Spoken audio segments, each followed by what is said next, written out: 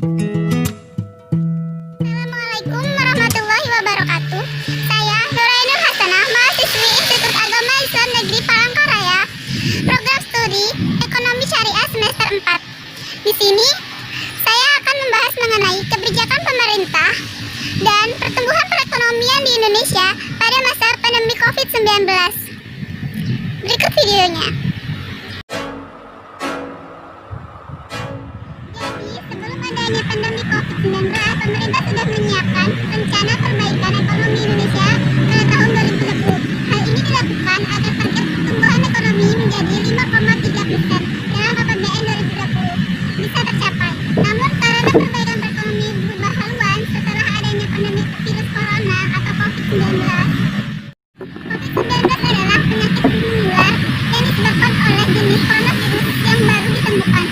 Virus baru dalam penyakit yang disebabkannya ini tidak dikenal sebelum mulainya wabah di Wuhan, Tiongkok bulan Desember 2019. COVID-19 ini sekarang menjadi sebuah pandemi yang terjadi di banyak negara di seluruh dunia. Pertumbuhan ekonomi berdasarkan asesmen BI, OJK, LPS dan telah diperkirakan bahwa pertumbuhan ekonomi akan turun menjadi 2,3%. Bahkan dalam skenario-nya yang lebih buruk bisa mencapai menjadi negatif 0,4%. Kondisi sekarang ini akan berimbas pada menurunnya konsumsi rumah tangga yang diperkirakan 3,2% hingga 1,1%.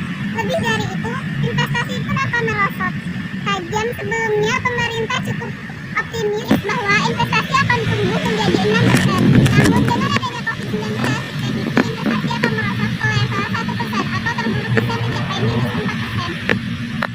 Jika dilihat berdasarkan data yang diberikan oleh Badan Pusat Statistik, perekonomian Indonesia mengalami kenaikan yang cukup cepat, yaitu perekonomian Indonesia tahun 2019 yang diukur berdasarkan produk domestik bruto atau PDB atas dasar harga berlaku mencapai 15.833,9 triliun dan PDB per kapita mencapai 59,1 juta atau 4.174,9 US dollar.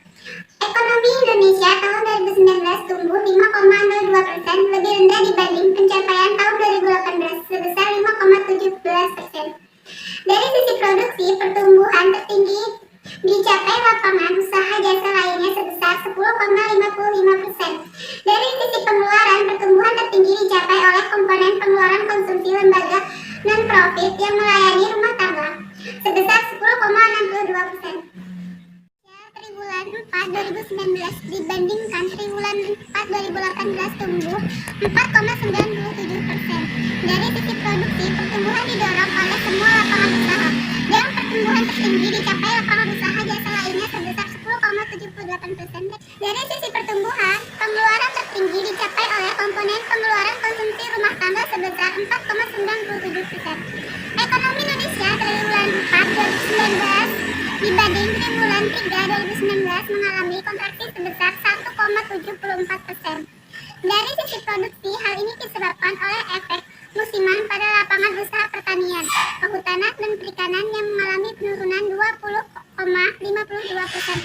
Dari sisi pengeluaran disebabkan oleh komponen ekspor barang dan jasa yang mengalami kontraksi sebesar 2,55%.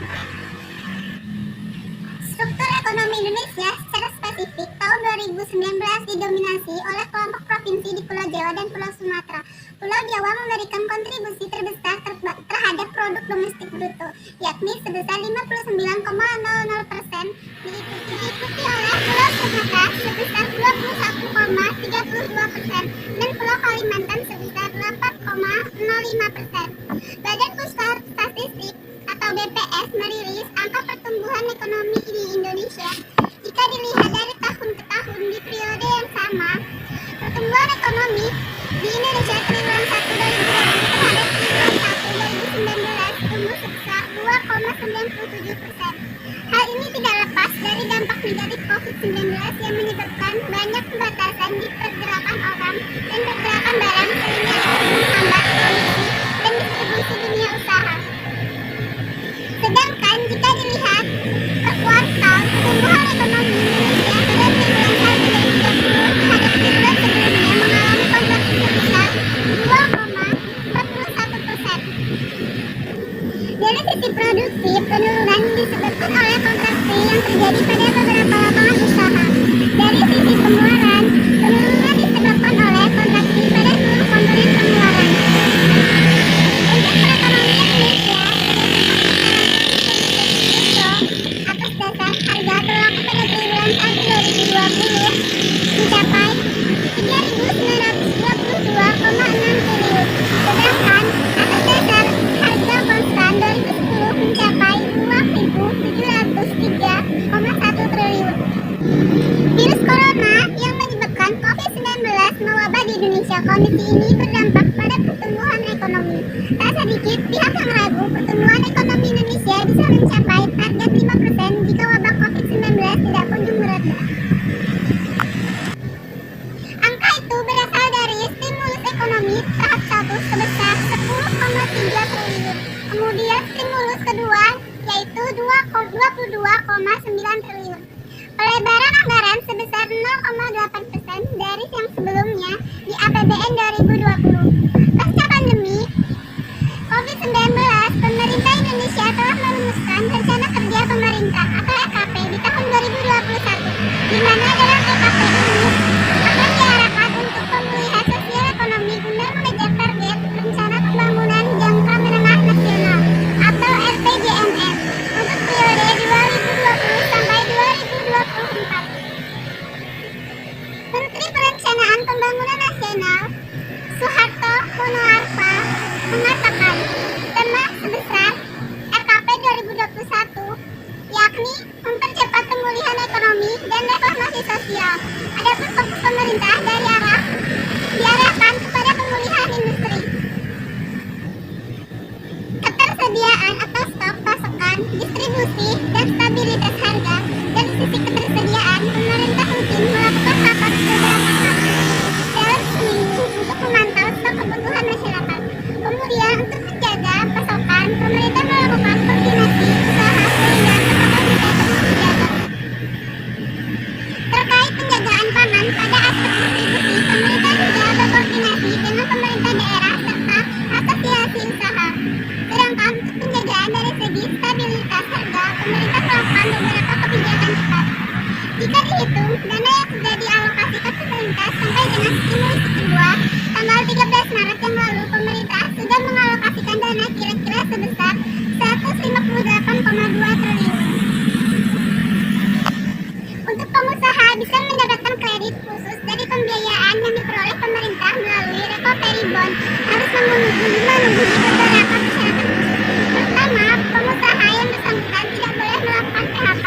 Kedua, boleh melakukan PHK namun harus mempertahankan 90% karyawan dengan gaji tetap, tidak boleh berubah dari nominal sebelumnya. Dana itu nanti akan dipegang oleh pemerintah dan disalurkan ke dunia usaha melalui kredit khusus dan dibikin seringan mungkin sehingga pengusaha mendapatkan kredit khusus dan membangkitkan kembali usahanya. Adapun beberapa upaya yang dilakukan oleh pemerintah untuk menjaga perekonomian di Indonesia di tengah wabah COVID-19 yaitu yang pertama, menjaga ketersediaan bahan pangan. Yang kedua, memberikan bantuan langsung tunai atau BLT. Sekretaris Kementerian Koordinator Perekonomian Susi Wijono mengatakan pemerintah berencana memberikan BLT untuk menjaga daya beli masyarakat di tengah pandemi COVID-19. BLT rencananya tidak hanya diberikan pada masyarakat, tetapi juga untuk masyarakat yang merasakan dampak COVID-19. Tiga, pemerintah menerbitkan surat hitam untuk membiayai dunia usaha pariwisata, investasi, reformasi sistem kesehatan nasional, reformasi sistem jaringan pengamanan sosial, dan reformasi sistem pertahanan bencana. Menteri Soeharto mengungkapkan RKP tahun 2021 disusun dengan mempertimbangkan kondisi ekonomi di tahun 2020. Dia menyadari pandemi virus corona telah memberikan dampak yang besar terhadap pembangunan nasional. Hal ini berpengaruh terhadap pencapaian sasaran RPJMN tahun 2020 sampai 2024. Tadi merupakan pembahasan singkat dari kebijakan pemerintah dan pertumbuhan perekonomian di Indonesia pada masa pandemi COVID-19. Demikian yang dapat saya sampaikan. Wassalamualaikum warahmatullahi wabarakatuh.